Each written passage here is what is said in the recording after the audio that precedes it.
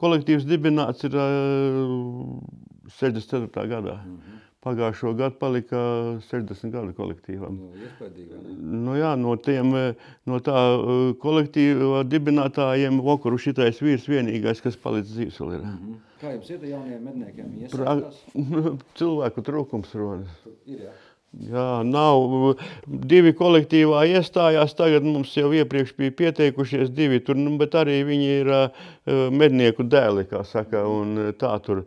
Bet uz doto brīdi neviens arī neizrāda interesi, piemēram, iet medībās vai ko tur, jo nav te tādu vairs, kas, kurš, piemēram, jaunieši nav, vai ne? Arī zemniekiem ar problēmas ir, kā saka, vajadzētu palīgu vai strādnieku, un no vietējiem praktiski vairs nav pēcnācēju vairs. Ko paņemt, vai ne? Lauki paliek vispār tukšāki.